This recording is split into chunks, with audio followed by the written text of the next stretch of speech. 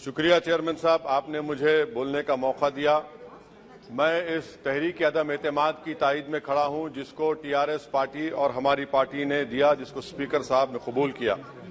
Sir, मैं 11 point आपके सामने रखूंगा जो मैं बताने की कोशिश करूंगा कि क्यों हम इस तहरीक अदम एतमाद की तायद में और मोदी हुकूमत की मुखालिफत में खड़े हैं। सर, हालिया दिनों में हमारे मुल्क में ट्रेन में एक वर्दीपोश दहशतगर्द ने अपने सीनियर मीना साहब का कत्ल करने के बाद ट्रेन के कंपार्टमेंट में जाकर नाम पूछकर, चेहरे पर दाढ़ी देखकर, कपड़े देखकर उनको कत्ल कर दिया और उसके बाद उसने कहा कि इस देश में रहना है तो मोदी को वोट देना पड़ेगा। मैं हुकूमत से जानना चाहूंगा कि क्या ये अक्सरियती तबके की एक्सट्रीमिज्म और रेडिकलाइजेशन की बेहतरीन मिसाल नहीं है, और अगर है तो फिर हुकूमत इस पर क्या करेगी। सर, हमारे आइन में, संविधान में लिबर्टी ऑफ कॉन्शियस को लिखा गया, तमहीद में, यानी जमीर की आजादी का जिक्र किया गया है। मैं हुकूमत से और खास तौर से वजीर आजम से जानना चाहता हूं कि कहां गया इस हुकूमत का जमीर, कॉन्शियस जिसको अंग्रेजी में कहते हैं, जब नूह में 750 इमारतों को बगैर ड्यू प्रोसेस फॉलो किए उनके इमारतों को मुनज़्ज़म कर दिया गया, और इसलिए कि वो मुसलमान थे, पूरे के पूरे इलीगल थे। इसीलिए पंजाब की हाईकोर्ट और हरियाणा की हाईकोर्ट ने कहा कि ये एथनिक क्लेंसिंग है। इसकी एक बेहतरीन मिसाल है उस हुकूमत की। तीसरी है कि इस मुल्क में एक नफरत का माहौल, बल्कि एक आतिश को पैदा कर दिया गया, मुसलमानों के खिलाफ नफरत का माहौल। ये इनका ये 9 साल का इनका ये कारनामा है। तीसरा सर, मणिपुर के ताल्लुक से कल बड़ा लंबा जवाब वजीर दाखिला ने दिया। सर, आसाम राइफल के ऊपर केस बुक हो जाता है, एफआईआर हो जाता है। क्या हो रहा है वहां पर? कहां गया आपका कॉन्शियस, कहां गया आपका जमीर, जब वहां की महिलाओं की अस्मत रेजी की जा रही है? और आप मुख्यमंत्री को नहीं हटाना चाहते इसलिए क्योंकि वो कोऑपरेट कर रहा है। सर, मैं हरियाणा और मणिपुर के वजीर आला के लिए किसी शायर ने अच्छा कहा था कि कुर्सी है तुम्हारा ये जनाजा तो नहीं, कुछ कर नहीं सकते तो उतर क्यों नहीं जाते। आखिर कहां गया? उन ताबूतों में खो गया कि आपका कॉन्शियस, आपका जमीर, जहां पर 50,000 लोग बेघर हो गए, यानी 6 लाख हथियारों को लूटा जा रहा है। आखिर कौन सा आप इंचार्ज वहां पर हैं? सर, चौथा पॉइंट, हिजाब को एक मसला बना दिया गया और मुस्लिम बच्चों को तालीम से महरूम कर दिया गया। क्या ये आपका लिबर्टी ऑफ कॉन्शियस है? कहां गया आपका जमीर? सर, अभी आपने फाइनेंस मिनिस्टर साहबा ने कहा, यहां पर डीएमके के मोहतरमा कनीमोजी ने महाभारत के द्रौपदी का जिक्र किया। मैं ये पूछना चाहता हूं, बिल्किस बानो इस देश की बेटी है या नहीं?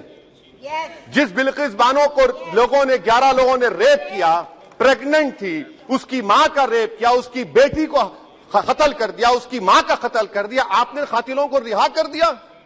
ये आपका कॉन्शियस है? ये आपका कॉन्शियस है? आप तो मेजोरिटेरियन पॉलिटिक्स को फरोग दे रहे हैं। सर, चौथा, आज चाइना के ऊपर कोई नहीं बोलते हैं। प्रधानमंत्री मोदी ने उस वक्त 2013 में जब प्रधानमंत्री नहीं थे कहा था कि समस्या बॉर्डर पर नहीं, दिल्ली में है। अगर हम अपनी जमीन पर हैं तो डिसएंगेजमेंट क्यों कर रहे हैं? क्या आज चीन हमारी जमीन पर नहीं बैठा है? क्या आज चीन से आप बातचीत कर रहे हैं? आप डिसएंगेजमेंट कर दिए। बताइए डी एस्केलेशन, डी इंडक्शन कब होगा? मैं आपके जरिए इस हुकूमत को बता रहा हूं कि अगर प्रधानमंत्री ने अहमदाबाद में शी जिनपिंग को बुलाकर झूला झुलाया था, क्या हुआ? क्या नतीजा निकला उसका? चेन्नई दिखाया, क्या नतीजा निकला? सर, इसलिए चीन पर बोलिए, चीन को उखाड़ कर फेंकिए। सर, और एक पॉइंट जिस पर मैं मुखालिफ तायद में खड़ा हूं, हाई इन्फ्लेशन है इस मुल्क में, हाई अनएम्प्लॉयमेंट है, स्टैग्नेटिंग कंजम्पशन है। इसकी वजह से महिलाओं में हाई एनीमिया लीड कर रहा है। ये हुकूमत इसकी जिम्मेदार है। सर, कुलभूषण जाधव कहां है? पाकिस्तान में बैठा है, आप क्यों नहीं लेके आते? आप विश्वगुरु कहते हैं, कुलभूषण जाधव को भूल गए आप। कतर में 8 नेवी ऑफिसर 1 साल से जेल में हैं, आप नहीं ला सके उनको।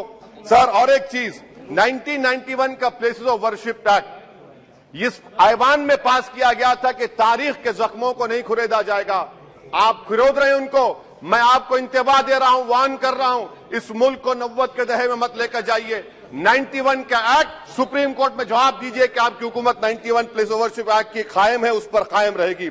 यूसीसी, सर, इस यूसीसी का फॉर्मूला क्या है? एक मुल्क में एक मजहब, एक कल्चर, एक जबान। ये तो डिक्टेटरों का फॉर्मूला है। भारत एक गुलदस्ता है, भारत एक मोजाइक है। यहाँ पर बेशुमार जबानें, बेशुमार मज़ाहिब बोले जाते हैं और हिंदू अनडिवाइडेड फैमिली में sir I am concluding 8 crore 75 Hindu खानदानों को 3,800 करोड़ डिडक्शन मिला। इसके बारे में आप क्या कहेंगे सर? और मैं कंक्लूड करने से पहले आपको बताना चाह रहा हूं कि माइनॉरिटी वेलफेयर का बजट 40% कम कर दिया गया। पढ़ो प्रदेश प्री मैट्रिक स्कॉलरशिप कम कर दी गई। मौलाना आजाद फाउंडेशन खत्म कर दिया गया फेलोशिप, और इसकी वजह से 1,80,000 मुसलमान हायर एजुकेशन में गायब हो चुके हैं। सर मैं इख्तिताम में कह रहा हूं कि पसमानदा मुसलमान से प्रधानमंत्री को बड़ी मोहब्बत है।